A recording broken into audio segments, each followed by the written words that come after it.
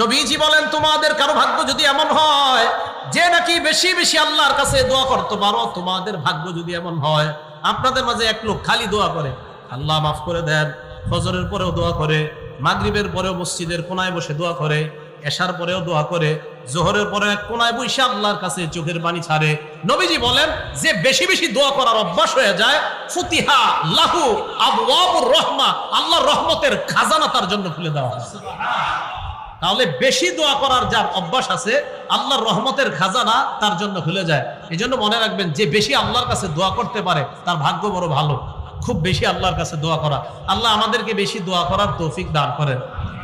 তো রাসূল আকরাম সাল্লাল্লাহু আলাইহি ওয়াসাল্লাম এই হাদিসের শেষের দিকে বলেন, আদ-দুআ ইয়ানফাউ মিম্মা নাযালা ওয়া মিম্মা লাম ইয়ানজিল। যেই গজব নাজিল হয়েছে এই গজবেও দোয়া কার্যকারী, যেই গজব নাজিল হয় নাই ওই গজবেও দোয়া কার্যকারী।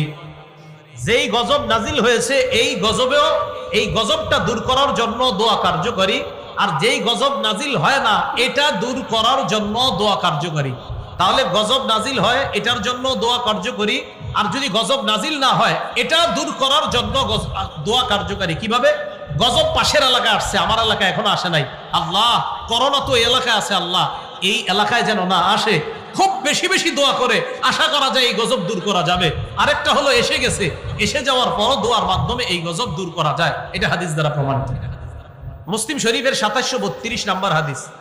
এই জায়গায় আপনারা বৈশা যদি আরবের কারোর জন্য দোয়া করেন, মনে করেন আপনার ভাই বিদেশ থাকে, আল্লাহ আপনি মাফ করে দেন, আল্লাহ কাশ্মীরের মুসলমানদেরকে হেফাজত করেন, আল্লাহ আরাকানের মুসলমানদেরকে হেফাজত করেন, এই দোয়া যদি আপনি করেন, আলেম ওলামা তাদেরকে আপনি হেফাজত করেন, জুলুম থেকে আপনি বাঁচান, এই দোয়া যদি আপনি করেন। এবার হাদিস শুনেন, মুসলিম শরীফের 2732 নাম্বার হাদিসের বর্ণনা। ক্বালা রাসূলুল্লাহ সাল্লাল্লাহু আলাইহি ওয়াসাল্লাম, আল্লাহ নবী বলেন, কোন মুসলমান যখন দোয়া করে লিআখিহি বিযহরিল গায়ব, কোন মুসলমান যখন তার ভাইয়ের জন্য দোয়া করে আড়াল থেকে মানে ওই ভাই এখানে নাই, তার জন্য যদি আমরা দোয়া করি, আমাদের মাজলুম কোন আলেম, মাজলুম মুসলমানরা কোথাও আছে, আমরা এখান থেকে তাদের জন্য দোয়া করলাম, নবীজি বলেন ইল্লা ক্বালাল মালাক, একজন ফেরেশতা বলে ওয়ালাকা বিমিসলিন, তুমি আমি দোয়া করলাম, আমার সাথে একবার বলেন হে আল্লাহ মাজলুম মুসলমানদেরকে হেফাজত করেন। এই মুহূর্তে ফেরেশতা আমাদের প্রত্যেককে বলছে, তুমি যেই দোয়াটা করলা আল্লাহ যেন তোমাকে বিপদ আপদ থেকে হেফাজত করে। হ্যাঁ, এই মুহূর্তে ফেরেশতা বলছে, হ্যাঁ সত্যি বলছি, আমাকেও বলছে ওয়ালাকা বিমিসলিন, তুমি যেই দোয়া মাজলুমদের জন্য করলা আল্লাহ যেন তোমাকেও জুলুম থেকে হেফাজত করে। পরের বর্ণনা 2733 মুসলিম শরীফের আগের যে বর্ণনা, এটা পরের বর্ণনাটা আসছে। ক্বালা রাসূলুল্লাহ সাল্লাল্লাহু আলাইহি ওয়াসাল্লাম, দাওয়াতুল মারইল মুসলিমি লিআখিহি বিযহরিল গায়ব মুস্তাজাবা। কোন মুসলমান যখন তার ভাইয়ের জন্য দূর থেকে দোয়া করে, মুস্তাজাবা, দোয়াটা কবুল হয়েই যায়। না আমরা ওরকম দোয়া করতে পারছি না, মনে হয় যারা বিপদে আছে তাদের জন্য ওইভাবে দোয়া হচ্ছে না আমাদের, তাই তাদের দোয়াটা আল্লাহ কবুল করতেছে না, কারণ আমরা ওইভাবে করতে পারতেছি না, যেইভাবে করা উচিত বলা উচিত ওইভাবে হচ্ছে না আমাদের দোয়াটা। কথা বুঝে আসে নাই? কারণ দোয়া করার সময়ও 1000 ক্যামেরা ফিট করে রাখে যে দোয়াটা কালকে পেপারে দিবে, বুঝেন নাই? ওই দোয়া কেমনে হইব, দোয়াকারী চিন্তা করবো আমার কিরম দেখা যায় দেখি, সামনে যারা আছে এরাও চিন্তা করবে, আজীব এক মাসালা হয়ে গেছে, দোয়া করবেন কেমনে আপনি?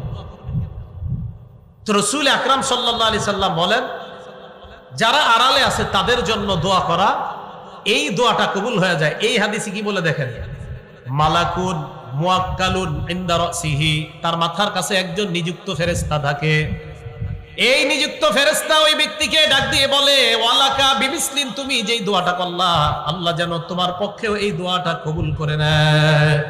মাথার কাছে একজন ফেরেশতা বৈশা বলে ওয়ালাকা বিমিসলিন, তুমি যেই দোয়া করলা তোমার দোয়া যেন আল্লাহ কবুল করে নেয়।